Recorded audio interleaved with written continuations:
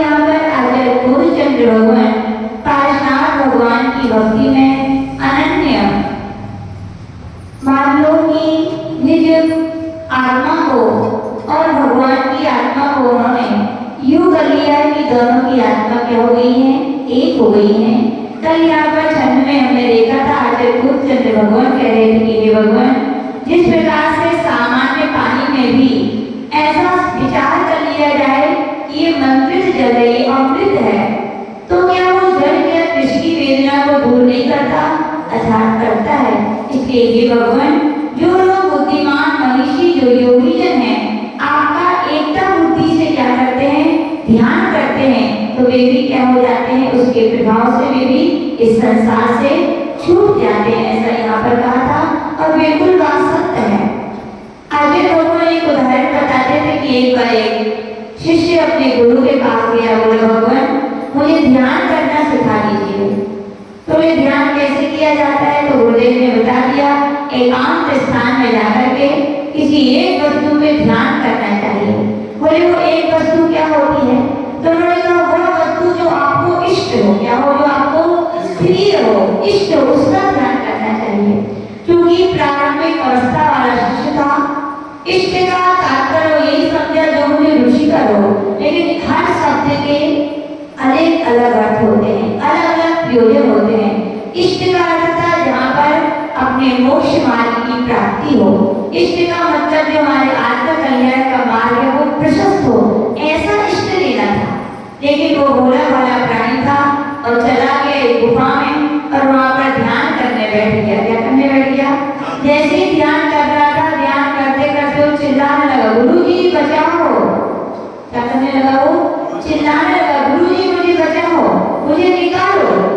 तो गुरुदेव ने सुना, अरे ये तो ध्यान करने गया था, बोले ये कहाँ चिल्ला रहा है, बचाओ मुझे निकालो। तो गुरुदेव वहाँ गए तो देखा कि वो एक गुफा में बैठा हुआ और चिल्ला रहा है कि गुरुजी बचाओ मुझे निकालो। तो गुरुदेव वहाँ पर पहुँच गए, बोले भैया क्या हुआ?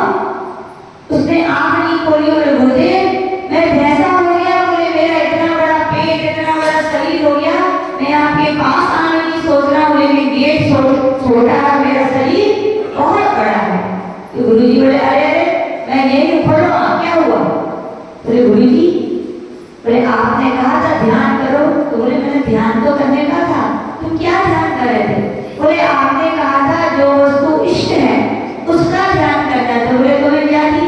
बोले मुझे अपना भैंसा अच्छा लगता है। बोले क्या अच्छा लगता है?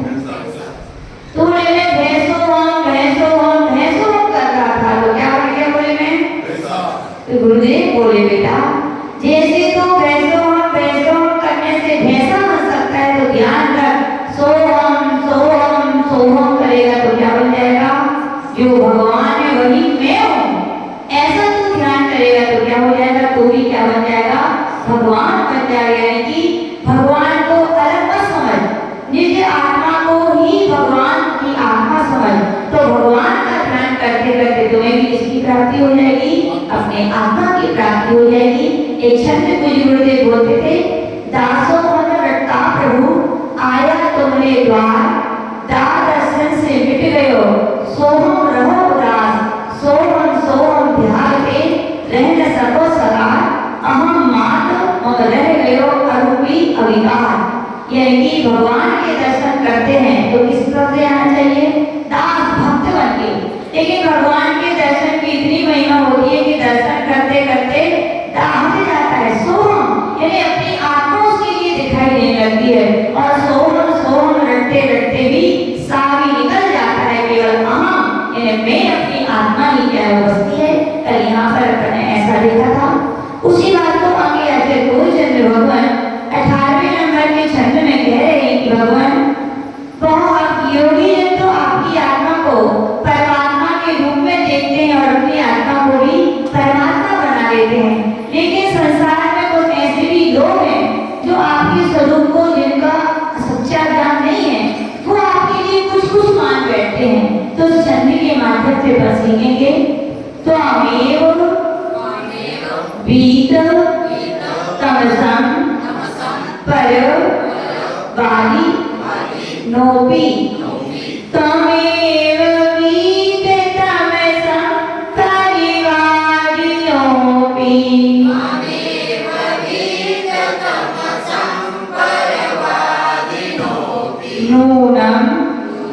विभो हरि हरादि धिया प्रपन्ना नूनं विभो हरि हरादि धिया प्रपन्ना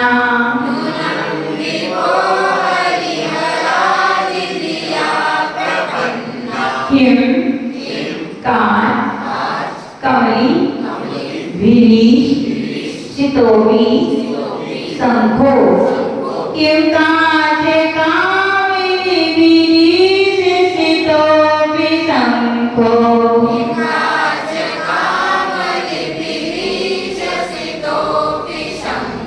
नो गृह्यते विविध वर्ण विपर्ययेन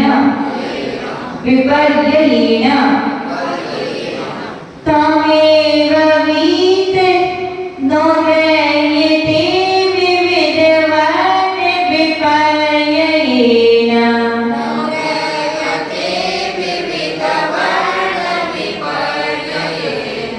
तमेव वीत तमसं परिवारिणोऽपि नूनं विभो हरिहरादि धिया प्रपन्ना किं काच कामिनी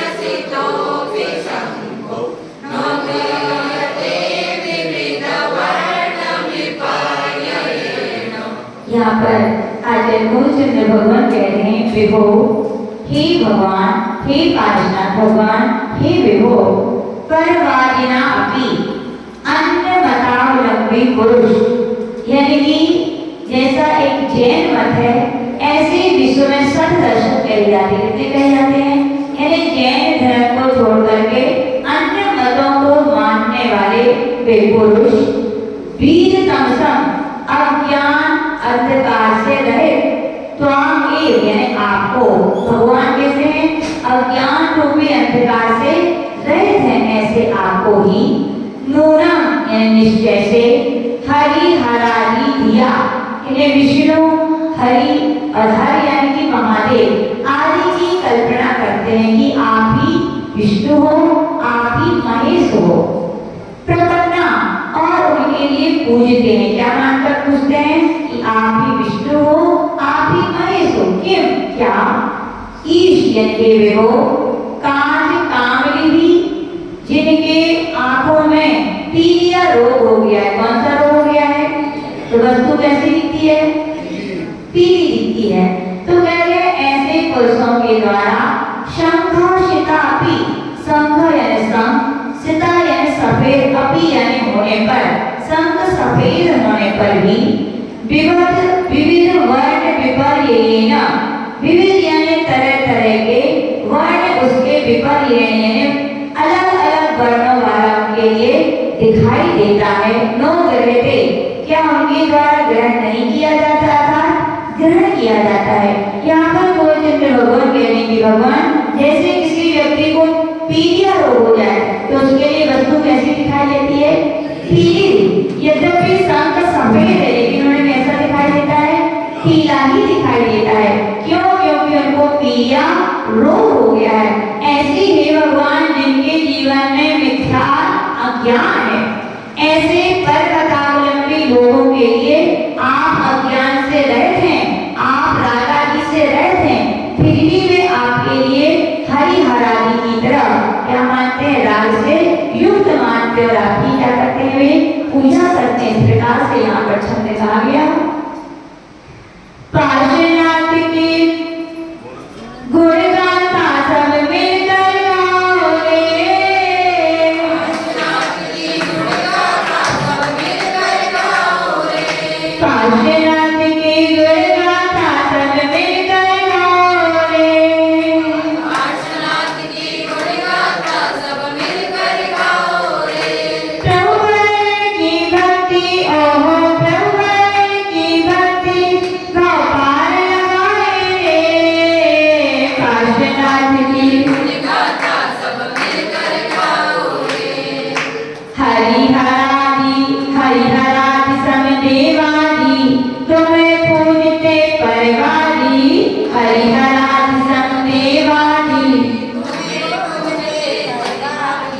वीतरागी नहीं रागादी, वीतरागी नहीं रागादी, वीतरागी नहीं रागादी, वीतरागी नहीं रागादी। यथा पीलिया रोगी जन संख देखते बहुवरन, यथा पीलिया रोगी जन संग देखते। मिथ्या ज्ञान की लगी लगन, मिथ्या ज्ञान की लगी लगन, मिथ्या ज्ञान की लगी लगन, मिथ्या ज्ञान की लगी लगन। सम्यक की औषधि ओह सम्यक की औषधि मिथ्या रोग बनाए रे, काशनाथ की गुण गाथा सब मिलकर गाओ रे, काशीनाथ की गुण गाथा सब मिलकर गाओ रे। यहाँ पर पूज्य भगवान कहने की हे पार्षनाथ भगवान, इस विश्व में केवल एक जैन मत नहीं है, ऐसे सत दर्शनों की इस पूरे विश्व में व्याख्या की गई है। उन सत मतों में सांख्य मत, बौद्ध मत, चार्वाक मत, न्यायिक मत, मीमांसक मत और एक जैन मत। कौन सा है? जैन मत के अलावा जितने भी अन्य मत को मानने वाले जो लोग हैं वो परवादी कहलाते हैं। क्या? परमत वाले क्या कहलाते हैं? परवादी। परमत को मानने वाले ऐसे परवादी लोग जिन्होंने क्या किया है? अज्ञान का, कौन से अज्ञान का? जिन्होंने मिथ्यात्व रूपी अज्ञान का चश्मा लगा लिया है। क्या लगा लिया है? वस्तु कुछ और होती है लेकिन चश्मा यदि हम जिस कलर का लगा लेते हैं जी तो क्या होगा? हमें वैसी दिखेगी। हम यदि नीले कलर का चश्मा लगा लें तो हर व्यक्ति हमें कैसे दिखेंगे? नीले नीले। हम हरे कलर का चश्मा लगा लें तो जैसा चश्मा होता है व्यक्ति या वह वस्तु हमें वैसी दिखाई देती है। तो ये आंखों का दोष है कि चश्मे का? इसका दोष है चश्मे का। वैसे ही याद रखना, हमारे जैन धर्म में ज्ञान की व्याख्या की किसकी कही गई? ज्ञान तो ज्ञान है। क्या है? ज्ञान तो ज्ञान है।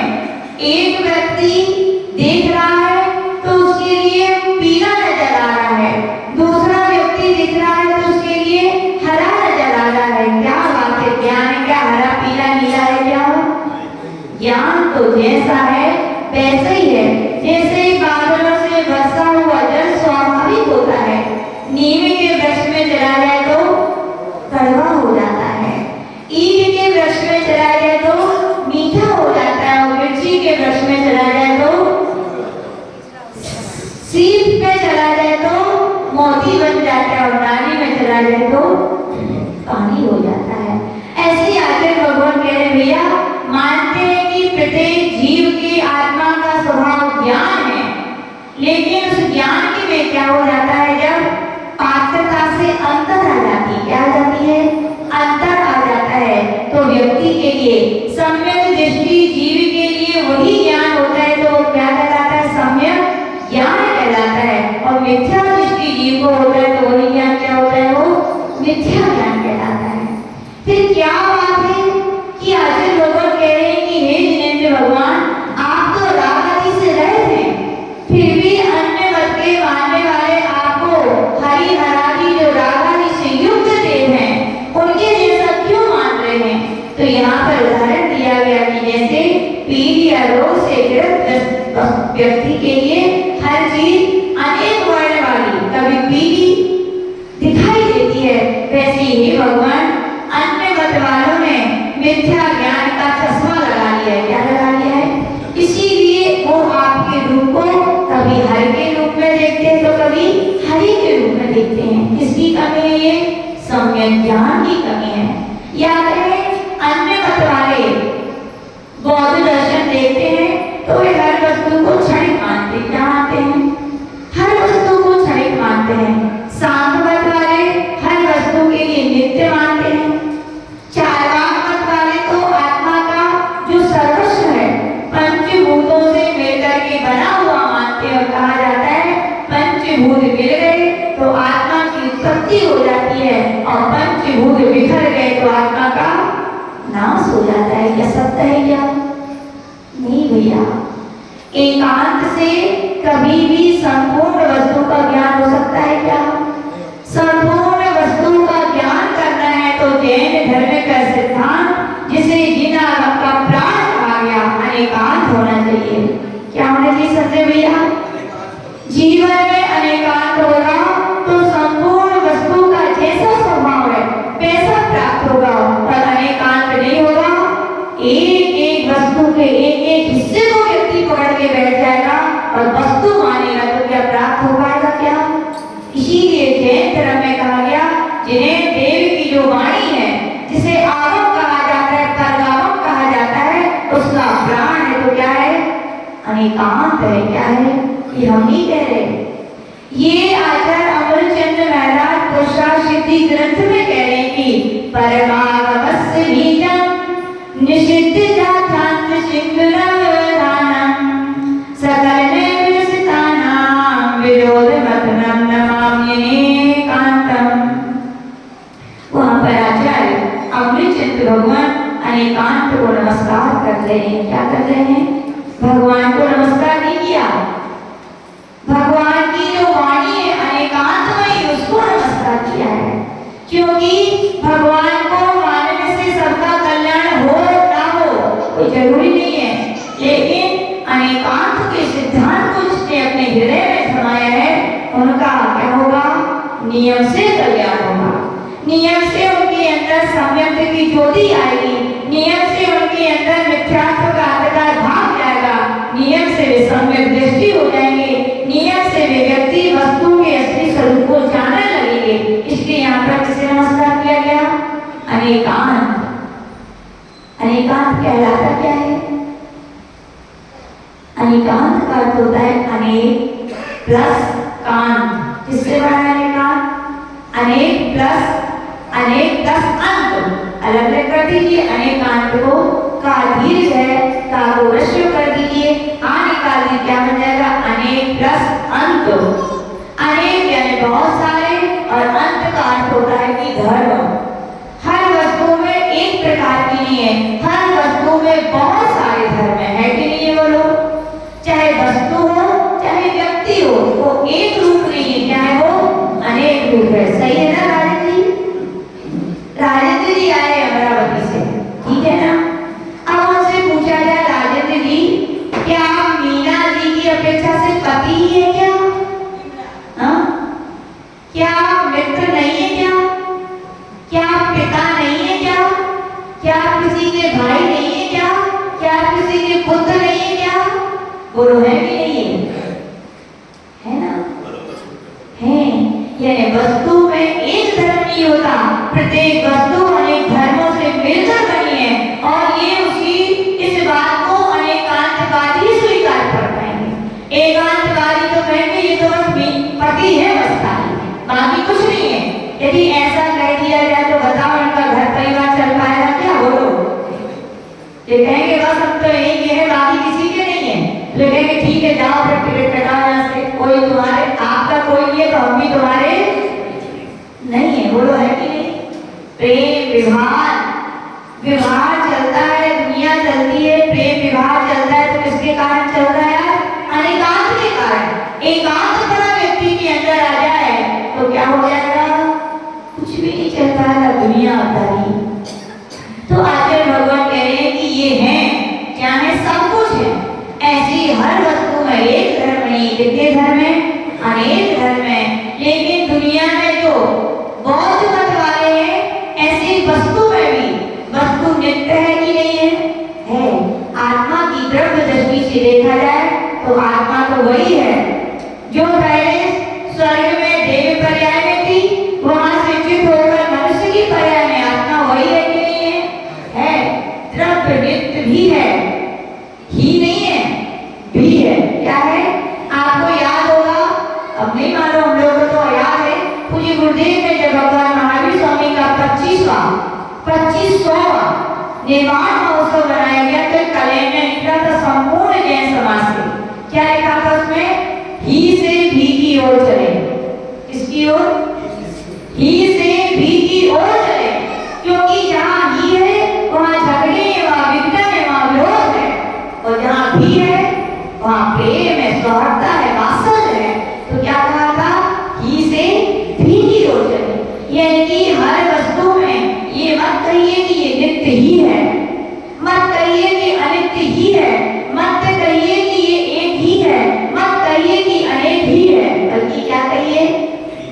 नित्य है तो अनित्य भी है, वस्तु एक है तो वस्तु अनेक भी है, सावन करी पति है तो पिता भी है। यहाँ बैठे इतने सारे लोग मनुष्य हैं, उसके साथ साथ आत्मा भी है कि नहीं? यहाँ पर आपकी आत्मा पर्याय दृष्टि से कहें या स्थूल वाली पर्याय से कहें तो कहेंगे आपकी शरीर एक है, लेकिन आपके आत्मा की गुण दृष्टि से कहा जाए आत्मा अखंड एक है, लेकिन उसके गुण अलग अलग किए जाए तो गुण की अपेक्षा से आत्मा कितनी है? अनेक है कि नहीं? बात समझ में आ रही है ना? ऐसा कौन बोलता है? ये अनेकांत बोलता है। कौन बोलता है? इसीलिए कहा गया परमागमस्य बीजम, परम आगम का जिनेंद्र भगवान के द्वारा कहे गए आगम का बीज है तो क्या है? अनेकांत है। यानी कि अनेकांत को हटा दिया जाए तो जिनेंद्र भगवान का आगम कुछ बचेगा क्या? नहीं बचेगा। तो कहा गया परमागम का बीज है तो क्या है? अनेकांत है। जैसे रेलगाड़ी का क्या है बीज? बोलो, रेलगाड़ी कैसे चलेगी? रेलगाड़ी कहीं कहीं ग्रंथों में बीज का है, कहीं जीव का है। जैसे हमारे शरीर में क्या है? आत्मा है, उसकी कीमत है। ऐसे इंजन का जीव क्या है? बोलो भैया। नहीं, रेलगाड़ी का जीव है तो क्या है? इंजन है। क्या है रेलगाड़ी का जीव? इंजन है। एक इमारत खड़ी है तो उसका जीव क्या है? बोलो, उसकी नींव है।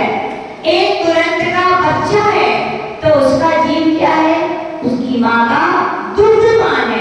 ऐसे आचार्य भगवान कह रहे चाबी वाली घड़ी है तो उसका जीव क्या है? बोलो क्या है? चाबी है।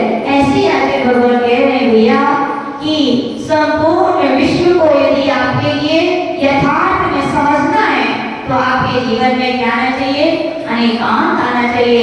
अनेकांत है तो वस्तु स्पष्ट है, संपूर्ण आप उसके विषय को समझ सकते हैं। लेकिन अनेकांत नहीं है तो एक वस्तु के पक्ष को पकड़ोगे, आप एक बोलोगे, दूसरा दूसरे पक्ष को बोलेगा, तीसरा तीसरे पक्ष को। इतने सारे लोग हैं, एक ही वस्तु के विषय में जब अलग अलग बातें करेंगे तो बताओ झगड़ा होगा कि प्रेम होगा? झगड़ा होगा ना। तो यही आचार्य भगवान कह रहे हैं परमागमस्य बीजम निषिद्ध जातांत सिंदूर विजीना। जैसे अंधा पुरुष, सिंधु का अर्थ होता है हाथी, अंधा पुरुष क्या हाथी को समझ सकता है क्या? आपके मंदिर में नहीं पता चित्र है कि नहीं? कई अपने मंदिर में चित्र बना रहता है, आप लोगों ने देखा हो। एक हाथी रहता है और 7 व्यक्ति रहते हैं। कितने व्यक्ति रहते हैं? और वे क्या करते हैं? देखा कि नहीं चित्र? नहीं देखा है मोगाड़ा वालों ने। हम देखा ना बहुत सारे। आज की पता नहीं कौन सी पद्धतियां चल रही, लोग मंदिरों को खाली चिकनी दीवारें बनवा रहे हैं। क्यों? बोले भगवान बीतरागी वहां कुछ नहीं होना चाहिए, है ना? सवाल करती गलत की सही? भगवान बीतरागी भैया, आप बीतरागी नहीं हो। आपको बीतरागी बनना है तो भगवान के उपदेशों को श्रवण करना पड़ेगा। और मंदिरों में जो चित्र बनते हैं वो जीवंत, वो मूल होते हुए बोलते उपदेश होते हैं। कौन से होते हैं? बिना कहीं चित्र को देखते हैं तो भगवान का उपदेश प्राप्त हो जाता है। जब उस चित्र को कोई देखता है कि एक हाथी है, 7 लोग उनमें भी कैसे हैं? आंख वाले की बिना आंख वाले? बिना आंख वाले 7 लोग हैं। इस प्रकार से मान लीजिए एक हाथी था और पालतू हाथी था। कौन सा होगा? मामूली होगा? नानी था। पालतू था तो एक उसी नानी के मान लीजिए एक व्यक्ति थे, उसके बेटे थे, साधु बनते थे। क्या थे? एक दिन उनके मन में सुन के खबर आ गई कि अपने गांव में एक हाथी है, और अपने पिताजी से बोले पिताजी आज तो बोले क्या देखना है? हाथी को समझना है, हाथी क्या होता है? तो पिताजी ने कहा ठीक है, अपने गांव के मठ में क्या है? हाथी है, चलो। और पालतू है, कुछ नहीं करेगा, बंधा हुआ है, मैं तुम्हें वहां पे छोड़ दूंगा, अपने काम को जाऊंगा, खूब हाथी देखना, और जब मैं आऊंगा तो चलेंगे। बोले ठीक। सातों पुत्र जो आंखों से अंधे थे हाथी के पास छोड़ दिए गए। जब हाथी के पास छोड़ दिए गए, एक व्यक्ति, एक बेटा था, जाके सबसे पहले उसने पकड़ी तो क्या पकड़ी? सूंड पकड़ ली। क्या पकड़ ली? और मन में सोच रहा है अच्छा ऐसा हाथी होता है। बोले बोले ये तो मेरी हॉकी की तरह लग रहा है मुझे। कैसे लग रहा है? गेंद वाली हॉकी की तरह सोच रहा है कि हो गया, कुछ नहीं रहा है। दूसरा जो पुत्र अंधा था उसने हाथी के पैर पकड़ लिए और सोच रहा है ओ अरे हाथी तो खम्भे की तरह गोल है। बोले कैसा है? खम्भे की तरह गोल है। तीसरा पुत्र था उसने उसका पेट पकड़ा तो बोले अरे हाथी तो चिकना सपाट दीवार की तरह है। बोले किसकी तरह है? दीवार की तरह है। अगले व्यक्ति ने हाथी की पूंछ पकड़ ली। बोले अच्छा सोच रहा है भी वो कि अरे हाथी तो वो घर में रस्सी होती है ना उसकी तरह है। बोले हाथी तो बोले अच्छा। अगले पुत्र ने जाके उनके कान पकड़ लिए। क्या पकड़ लिए? बोले हाथी अच्छा हाथी तो सूप की तरह है। सूपा वो गेहूं फटकने वाला होता है। बोले उसकी तरह है वो तो। अगले ने उसका सिर पकड़ा तो बोले हाथी तो वो रोटी बनाने वाले गोल मिट्टी के क्या बोलते हैं आप? हम लोग तो कैला बोलते हैं बुंदेलखंड में। कैले की तरह गोल है। बोले समझ गए सातों हाथी। खूब देख लिया और आके एक जगह बैठ गए। सातों भैया एक दूसरे बोले भैया हाथी देखा? बोले हाँ हाँ तो हाथी को समझ लिया, बहुत मजा आया। बोले ये तो बताओ हाथी कैसा था? कैसा था? सब्जी हाथी। तो एक बोले हाथी तो रस्सी की तरह था। दूसरा बोले कुछ नहीं देखा। बोले तुमने? बोले हाथी तो मैंने देखा। बोले हाथी था तो कैसा था? खम्भे की तरह गोल था। तीसरा बोला दीवार की तरह सपाट था। चौथा क्या बोला? सूबे की तरह था। पांचवा बोला कैले की तरह था। छठवा बोला हाथी की तरह था और सातवा क्या बोला? रस्सी की तरह था। अब क्या हुआ बताओ? सब अपने अपने सिद्धि करने में लग गए। मैं सही मैं सही मैं सही।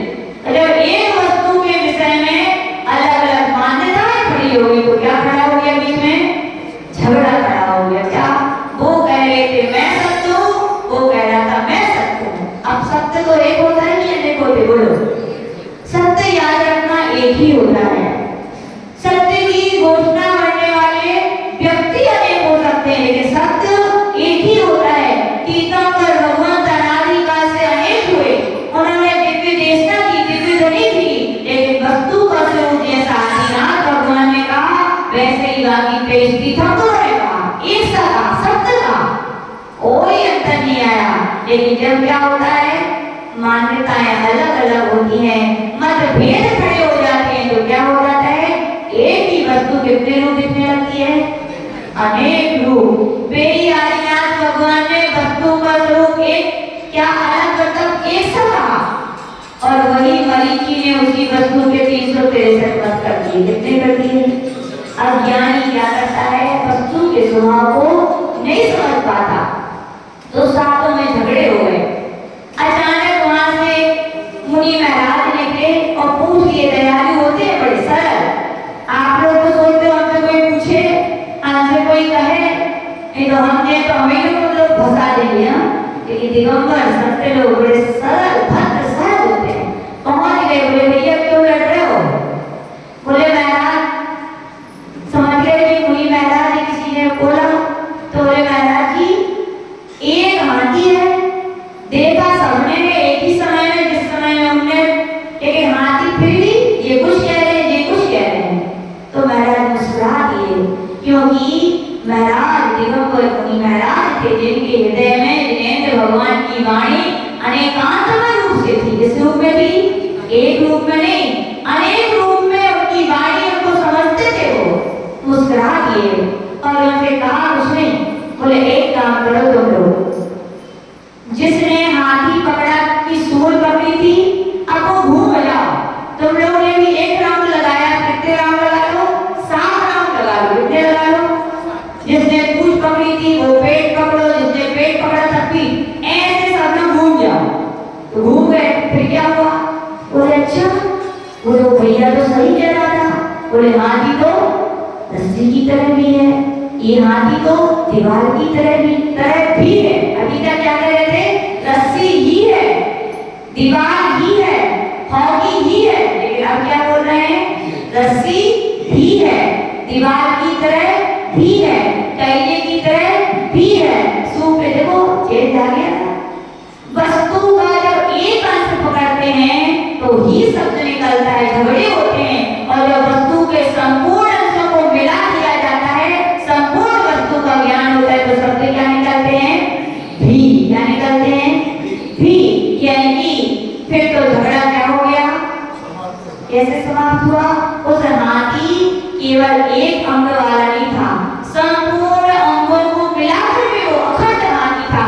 जब उन लोगों ने उस हाथी के संपूर्ण अंगों का ज्ञान कर लिया, सबको इकट्ठा कर लिया, तो संपूर्ण एक हाथी का क्या हो गया?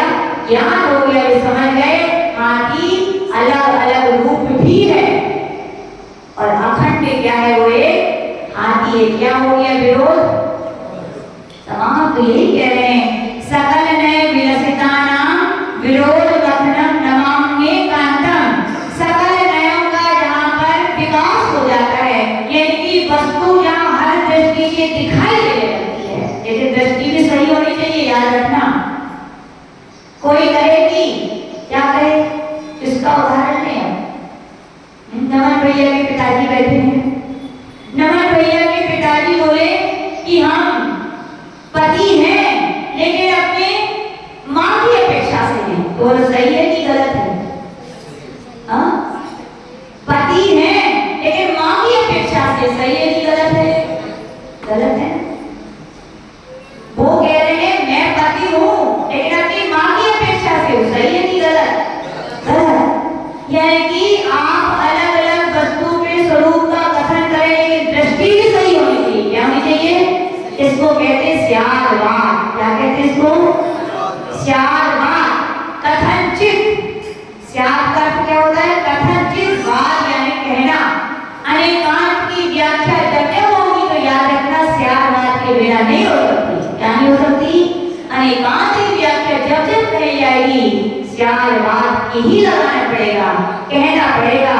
कथनचित ये पति भी हैं, कथनचित ये पिता भी हैं, कथनचित ये मित्र भी हैं, कथनचित ये शत्रु भी हैं। सब में जहां लग जाएगा वो क्या है? विरोध कथन हो गया ना। इसलिए अनेकांत को क्या किया गया? नमस्कार किया गया। जिसकी दृष्टि में अनेकांत आ जाता है तो उसको वस्तु अलग अलग दिखाई देती है, लेकिन वो उसको वस्तु नहीं मानता, उसको पूरे रूप से मानता है। वस्तु एक भी है तो अनेक भी है, वस्तु नित्य भी है तो अनित्य भी है। बौद्ध मत वाले हैं, सुना कि बौद्ध मत वाले होते हैं। कभी जाओ बौद्ध गया या बड़े बड़े टूरिस्ट स्थानों पे चले जाओ तो बहुत सारे बौद्धिस्ट मिलते हैं। उनसे पूछना भैया हमारे यहाँ तो अनेकांत धर्म है, आपके धर्म में क्या कहा? तो कहेंगे हमारे यहाँ का सिद्धांत है छड़ीगम छड़ीगम। क्या बोलेंगे? हर वस्तु क्षणिक है, यानी कि जो अभी है अगले क्षण ये नहीं रहेगी, ऐसा उनका सिद्धांत है। बताओ सत्य है क्या? कितना तो एक अपने आप का बच्चा भी समझता है कि वस्तु जो है वही है। यदि ऐसा छड़ीगम यदि मानेंगे तो बताओ पाप करने वाला तो फिर स्वर्ग भी चला जाएगा और हम लोग जैसे तपस्या करने वाले नरक भी चले जाएंगे, क्योंकि वो क्षणिक है। क्षणिक क्योंकि जो तपस्या की अगले क्षण वो समाप्त, जिसने जो पाप किया वो अगले क्षण समाप्त। फिर तो पुण्य पाप और स्वर्ग मोक्ष की व्यवस्था होगा कि क्या? नहीं हो पाएगी। तो कहा गया भैया आपने जो वस्तु के स्वभाव को क्षणिक माना है वो आपका कथन क्या है? सही है क्या? नहीं है। और समझ में नहीं, एक और समझा देते हैं। एक बौद्ध मत वाले सेठ जी थे। कौन थे? कौन थे सेठ जी? कौन? रविचंद जी थे। सेठ जी थे बौद्ध मत वाले पुराना में। और एक दिन क्या हुआ, एक व्यक्ति आया काम करने और कहा सेठ जी गरीब है कुछ काम पे लगा लो। रमेश जी गाय है कि नहीं? तो गाय कौन क्या सेठ जी चेंज किए जाए? क्या गाय है किसी क्या? ओ फिर तो सब निर्धन हो, निर्धन सब गरीब समाज है जिस घर में। याद रखना पहले के समय में धन रुपया या आगम में धन रुपया पैसे को नहीं कहा गया, धन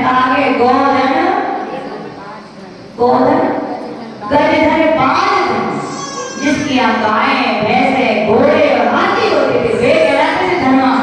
अब तो सब क्या हुआ आप लोग? निर्धन और निर्धन। वे सेठ जी जो थे बड़े धनवान थे। क्या थी उनके यहाँ पर? बहुत सारी गाय भैंसे थी। और व्यक्ति ने जब काम मांगी, सेठ जी काम दे दीजिए, तो उन्होंने कहा ठीक है, हमारे यहाँ की गाय भैंसे हैं, रोज सुबह इनके लिए चराने जाना, शाम को आगे छोड़ जाना। बोले जी सेठ जी। रोज बेचारा वो वाला सुबह आता, ले जाता और शाम को छोड़ जाता। समय बीतता गया, 1 महीने हो गए, कितने महीने हो गए? अब क्या चाहिए थी? अब काम करो तो मिलना चाहिए उसके बदले में कुछ। तो सेठ जी के पास गया, बोले सेठ जी 1 महीना हो गया, बोले कुछ तो मिलना चाहिए। तो सेठ जी कौन से मत वाले थे? बहुत मत वाले थे। तो उन्होंने कहा क्या कह रहे हो, कौन हो तुम? बोले क्या? बोले कौन हो तुम? बोले सेठ जी ग्वाला है, ग्वाला आपकी गाय है। बोले कौन सा ग्वाला? बोले वो कुछ दिन पहले आपने में काम। बोले वो तो जो ग्वाला वो था वो तो ये खत्म, दूसरे क्षण ही खत्म हो गया। बोले सेठ जी आप तो गई तो बदल तो नहीं है। बोले हाँ, मैं जिस सेठ जी ने रखा था मैं सेठ जी भी अब नहीं रहे। बोले और जिन भैंसों को तुम ले जाते हुए भैंसे भी नहीं ले रही। बोले अब बेचारा परेशान, गरीब लोग। अब ऐसे लोग कहने लगे, तो वो भी ज्ञान धरे नहीं था स्कूल का उसके पास, लेकिन अनुभव ज्ञान था। क्या था? बुद्धि बड़ी की विद्या। याद रखना, विद्या वाले तो रटते रह जाते हैं, बुद्धि वाले बढ़ते जाते हैं। वो स्कूल नहीं गया था, लेकिन इसको अनुभव था, वो भी होशियार था। बोले तुम शेर हो तो हम? उसने भी कहा ठीक है सेठ जी। बोले हम नहीं रहे, आप वो नहीं रहे, तो भैंसे भी वो नहीं रही। तो गया, वो दूसरे दिन आया, सारी भैंसों को ले गया, गायों को, और शाम को आया लौटकर, तो भैंसे कहाँ बांधी? इसके घर में डाली थी, अपने घर में बांधी। कहाँ बांधी? रमेश जी बहुत होशियार समझे अपने आप में। तो वो भी कम नहीं है, तो आप ही के सानिध्य में रहो। तो वो अपने घर जाके बांधी। सेठ जी रमेश जी अब इंतजार कर रहे हैं, अब नहीं आई, अब नहीं आई। कौन नहीं है? भैंसे नहीं आई। बोले अब तक क्या किया जाए? सबसे पूछा भैया देखी क्या रास्ते में? कछु खबर नहीं मिली। तो उनके जब अंत में क्या सोचा, चलो भैया कहाँ चले हम? ग्वाले के घर चलो। तो पहुंचा, और जैसे ही देखी, क्या देखी? सारी भैंसें बंधी थी। तो बोले इधर आओ, तुमने ये क्या किया? बोले सारी भैंसों को उधर बांधी थी, इधर क्यों लिया? बोले सेठ जी कौन सी भैंसे? बोले जो हम सुबह भैंसे ले गए थे, वे तो भैंसे है ही नहीं है। बोले तो भूल गए, कई सेठ जी है जो सुबह सुबह।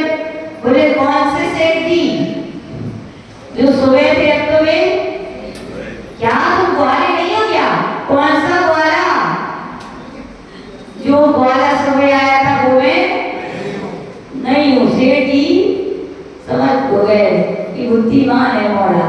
तुरंत रमेश जी ने पैसे निकाले जेब से, भैया तुम जेब पकड़ो और पैसे लगे आओ।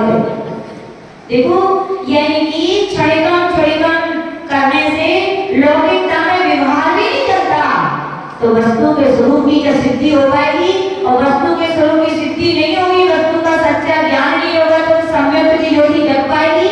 और सम्यक की ज्योति नहीं जगेगी तो बता आत्मा का कल्याण हो पाएगा क्या भैया?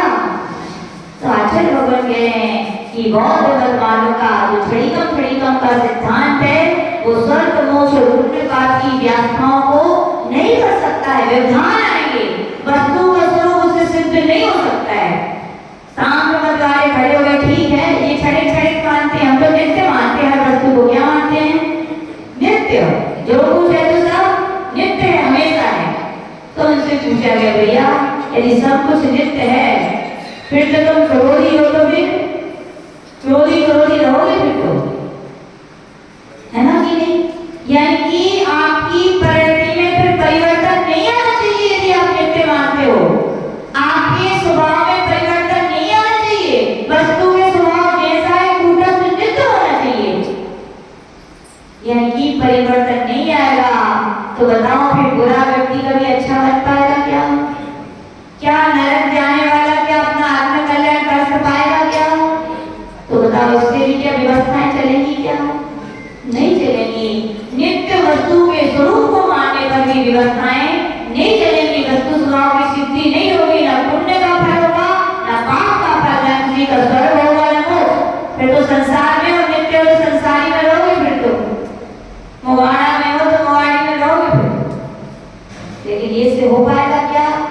तो सारी चारों गतियों की व्यवस्थाएं तो व्यर्थ हो जाएगी पुण्य पाप के फलों की। तो आचार्य भगवान कह रहे हैं कि नित्य मानने वालों की भी जो धारणा है वो क्या है, सत्य नहीं है। उन्हें एक चीज को समझा। और जैन धर्म का एकांत क्या बोलता है, वस्तु मिलती भी है तो आत्म द्रव्य दृष्टि से जब देखेंगे तो हमारी आत्मा नित्य है, और पर्याय दृष्टि से देखते हैं तो क्या है, शरीर आदि अनित्य है।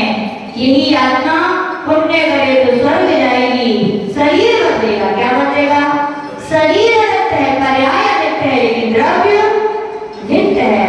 ऐसे ही सठ दर्शन वाले लोगों ने जिन्होंने एक पक्ष को मान रखा है, या फिर आचार्य लोग यही कह रहे हैं कि अन्य मतावलंबी हे भगवान आपके दर्शन करते हैं, क्योंकि उनने मिथ्या ज्ञान का चश्मा लगा रखा है। क्या लगा रखा है, उन्होंने हर चीज को राग से सही देखा है, उनने राग का ही चश्मा लगा रखा है। तो आपको भी वे कैसे दिखते हो, आप भी उन्हें रागी दिखते हो, आप भी उन्हें हर हरादी की तरह दिखते हो। ऐसा आचार्य भगवान कह रहे हैं और बिल्कुल सत्य है। स्वर्ग में दोनों प्रकार की जीव होते, सम्यक दृष्टि और, लेकिन वहां स्वर्गों में चार प्रकार के देव कहेंगे अपने। कौन कौन से होते हैं, भवनवासी, वेंदर, ज्योतिष और पैमानी। यूं कहा जाता है कि असंख्यात वेंदर देवों के भवन है और असंख्याती ज्योतिषी देवों के विमान है। हर एक भवन में, हर एक विमान में एक एक अकृत्रिम चैत्यालय है, और वे असंख्यात होते। कितने होते हैं, ज्योतिषी को के भी असंख्यात अकृत्रिम जिनालय होते हैं, और वेंदरों के भी असंख्यात अकृत्रिम जिनालय होते हैं। और एक एक जिनालय में कौन विराजमान है, सर्वज्ञोपदेशी और वीतरागता गुणों से मंडित अनंत भगवान जिन प्रतिमाएं वहां विराजमान है। कौन विराजमान है, भवनवासियों के भी भवनों में 7,72,00,000 एक एक विमान में अकृत्रिम चैत्यालय है। और वैमानिक देव भी कितने हैं, 84,97,023 इतने उनके विमान है। हर एक विमान में एक एक चैत्यालय है और सब में विराजमान है। तो कहाँ कौन विराजमान है, केवल एक अनंत जिन भगवान विराजमान है। सब उनकी पूजन अर्चना करते हैं कि नहीं, लेकिन अंतर इतना है, सम्यक दृष्टि पूजता है तो जिनेंद्र भगवान मान के पूजता है, परम वितरागी सर्वों को हितोपदेशी मान के पूजता है। और मिथ्या दृष्टि पूजते हैं तो क्या पूजते तो वे भी हैं, कि क्या मान के पूजते हैं, वे हमारे कुल देवता है। क्या है ये, क्यों, क्योंकि उनके यहाँ सम्यक की ज्योति नहीं जली है, उन्हें सच्चे देव के स्वरूप का ज्ञान ही नहीं हुआ है। तो वे क्या मानते हैं, करनी है, क्योंकि वहाँ का नियम है पूजा तो आपको करनी ही है। सब लोग कहते हैं स्वर्ग जाना, अनुरुद्ध भैया स्वर्ग जाने बोलो पक्का, क्या करोगे स्वर्ग में जाके, बोलो क्या करोगे स्वर्ग में, क्या काम है राजन जी, क्या काम है स्वर्ग में, ध्यान रखो, मजा करने की जगह नहीं है स्वर्ग। स्वर्ग में अकृत्रिम चैत्यालय है, जो सम्यक दृष्टि जीव होते हैं वे चैत्यालयों की पूजन अभिषेक कीर्तन भक्ति में समय बिताते हैं। जाने की क्या जरूरत भैया, जाने हैं फोकट में, फोकट में। क्या पानी कहने से प्यास बुझती है, क्या लड्डू कहने से स्वाद आता है, क्या नहीं आता ना। तो कहने से स्वर्ग जाए क्या जा पाओगे, क्या बुंदेलखंड में स्वर्ग को स्वर्ग क्या कहे जाते, स्वर्ग जाने, और लोग कहते थे स्वर्ग जाने, लेकिन स्वर्ग में जाकर जिनेंद्र भगवान की पूजन करने मिलेगी, लेकिन किसको मिलेगी दिनेश जी, जो यहाँ पर पूजन अभिषेक भैया करेगा। रमेश जी बीत रहे समय बहुत बोलो भी, नहीं तो कहनी हो जाएगा स्वर्ग जाने, ऐसा ना हो स्वर्ग जाओ। और स्वर्ग के व्यक्ति कहाँ जाता है, हम नहीं कह रहे जिनेंद्र भगवान की वाणी के लिए लोग सोचते ही नहीं स्वर्ग में जाए, लेकिन हर व्यक्ति स्वर्ग जाएगा तो नरक और प्रियन की गति में खाली रह जाएंगे। तो फिर लेकिन जाएंगे, कौन व्यक्ति जाएंगे, बीज आम का वो में तो नियम से फल। इतने सारे भैया लोग बैठे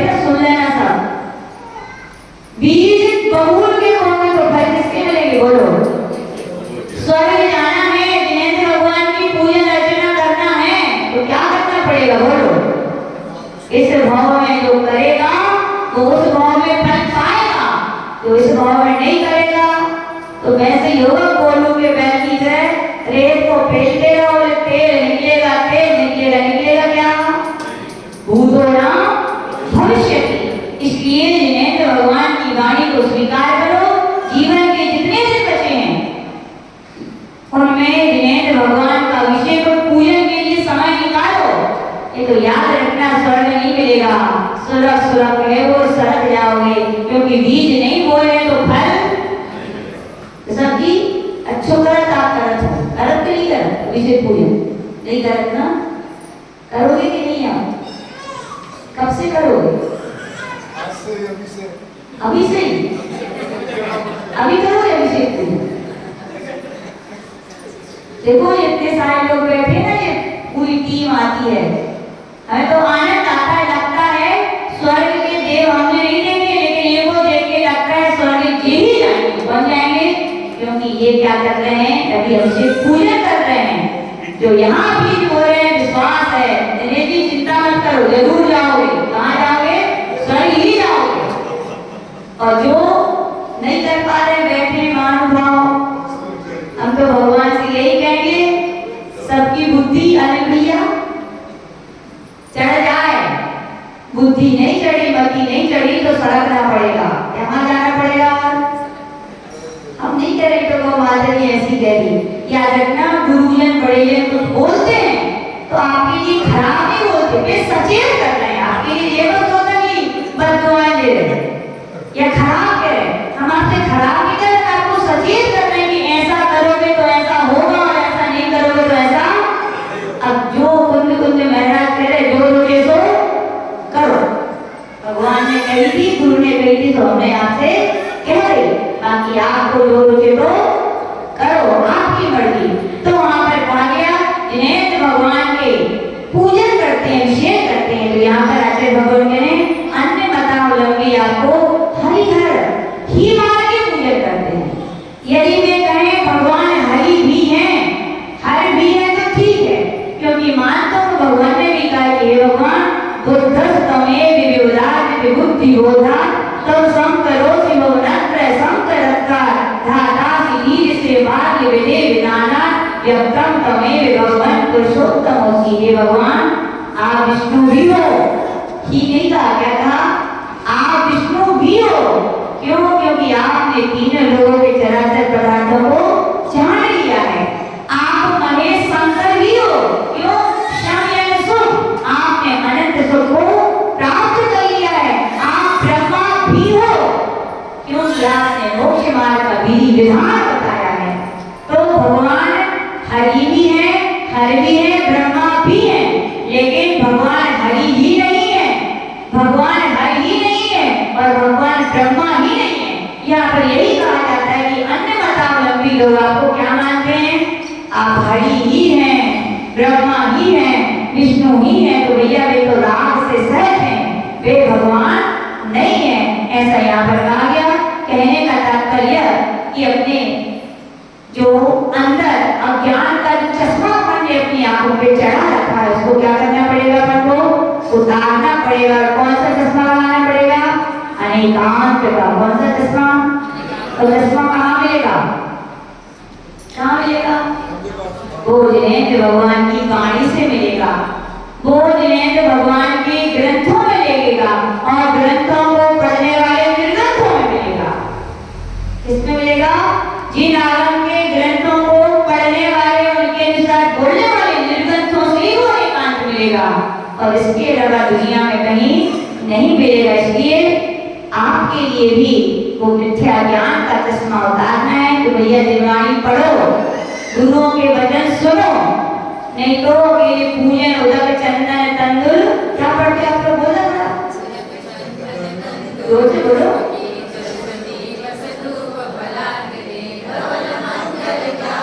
ज्ञान क्या है? ज्ञान की गान बोलो। पूरी जिंदगी बीत गई कई लोगों की, लेकिन ये नहीं पता कि ज्ञान है कि गान है। क्या है? गान है भैया, गान, गान ना कि ज्ञान। जब इतने ही अपन का ज्ञान नहीं हट पा रहा है तो क्या होगा? वो बुद्ध प्राणियों अपनी आत्मा का कल्याण करना है तो क्या करो? जिनवाणी पढ़ते पढ़ते भी देखो गलत पढ़ गए। किसने बताया आपको सही? ग्रंथों को पढ़ने वाले निर्ग्रंथों ने। इसलिए भैया गुरुजनों की वाणी लाभ काम छोड़ने की क्या आपको सुननी चाहिए। ना जाने किस भाव का कौन सा वो मिथ्यात्व का कांटा उनके कौन से शब्द से निकल जाए, वो कौन से उनकी ज्ञान की ज्योति से आपकी आत्मा की ज्ञान ज्योति जल जाए। इसके अपन को क्या करना है? फिर उसे जरूर सुनना चाहिए। एक छंद की छोटी सी कहानी है, 2 मिनट में खत्म करते हैं। एक कंपिला नगरी में धर्मगोप नाम का ब्राह्मण रहता था। कौन रहता था? और उसकी आंखें खराब हो गई थी। क्या हुई थी? उसकी आंखें खराब हो गई थी। कैसी खराब हुई थी? दिखना बंद नहीं हुआ था, उसके लिए उल्टा सीधा दिखता था। कैसा दिखता था? यानी कि एक कभी 2 कभी कुछ कभी कुछ। जब आंखें सही नहीं रहती तो क्या होता है? रस्सी को भी व्यक्ति साफ समझ लेते, संत को भी, या चांदी समझ, चांदी को सी ऐसी उसकी होती। आदमी को उसकी रूप में देखता था, स्त्री को, और माँ को कभी पत्नी देखता था, पत्नी को माँ। ये किसका दोष था? उसकी आंखों का। किसकी दोष था? उसकी आंखों का दोष था। ऐसा उसके लिए हो गई थी तो वो बहुत परेशान रहता था। तो एक बार की बात है, उसे एक दिगंबर मुनि महाराज के दर्शन का सौभाग्य प्राप्त हुआ। क्या प्राप्त हुआ? यूं ही नहीं मिलते, ध्यान रखना तुम लोग का पुण्य मंगाने वालों। देखो देश के कितने सारे गांव में जाके लोग तरस रहे हैं, हमारे यहाँ पे साधु नहीं है कि नहीं? बोलो, सोचते हैं कि एकांत महाराज माता जी आ जाते, कम से कम वाणी तो सुनने मिलती। क्या है उनका दुर्भाग्य, और आपका क्या है सौभाग्य। भैया निर्गत गुरुओं की वाणी और उनके दर्शन आपको मिल रहे हैं। तो कालिया में मुनि महाराज का हमें दर्शन हुआ। और गुरुजन तो क्या होते हैं? हर कष्ट को दूर करने वाले होते हैं। उन्होंने हमें अपनी पीड़ा बताई और महाराज ने कहा भैया कल्याण मंदिर स्तोत्र में जिसमें पारसनाथ भगवान की स्तुति की गई है, गुरुचंद्र भगवान ने, उसके 18वें नंबर का छंद है। उसकी जो विधि और मंत्र जाप है, ओम ह्रीं नमो फणी शक्ति शोषयानम पंड समणानम, ओम ह्रीं परवादी देव स्वरूप धियाय श्री काशनाथ जिनाय नमः, या फिर ओम नमो सुमति देवी विष निर्नाम सैन्य नमः। इस प्रकार से ये मंत्र के जाप है। तो इनका क्या 7 दिन तक संयम के साथ कैसे करना चाहिए? याद रखना, जितने भी मंत्र की सिद्धियां होती हैं, उपलब्धियां होती हैं, उसमें संयम ब्रह्मचर्य व्रत का पालन जरूर कहा गया। तो तुम ऐसे पालन करो और तुम्हारी आंखें क्या हो जाएंगी? ठीक हो जाएंगी। उसने क्या किया? बड़ी श्रद्धा भक्ति से, इससे श्रद्धा भक्ति से एकाग्रचित होकर के इन मंत्रों को जाप किया। और क्या हुआ? उसके थोड़े ही दिनों बाद क्या हुआ? उसकी आंखों से उसे दिखना लगा। यानी कि पारसनाथ भगवान के जिसमें मंत्र है, नाम है, ऐसे मंत्रों को सुनने से जब आंखों की ज्योति आ सकती है, तो याद रखो जो भगवान की दिव्य देशना को अपनी आंखों में, अपने हृदय में बसाएगा, तो क्या उसके मिथ्यात्व की ज्योति नहीं जाएगी? क्या भगवान से ऐसी प्रार्थना करें? भगवान उनकी तो लौकिक दृष्टि आई, लेकिन आपकी कृपा से हम यही आशीर्वाद, यही श्रद्धा भक्ति का फल चाहते हैं कि बहुत सारे भाव निकल गए कि आत्मा की ज्योति, संपत्ति की ज्योति नहीं जग पाई। अब कुछ ऐसा हो, ऐसे निमित्त मिले, ऐसी योग्यता है हमारे अंदर, क्या जगे? विवेक जगे, सम्यक ज्ञान जगे कि हमारी भी आत्मा की ज्योति क्या है? प्रज्वलित हो। हमारे अंदर भी सम्यक की ज्योति प्रज्वलित हो, जिससे हमारी आत्मा का कल्याण हो। योगी पर फूल जी महाराज की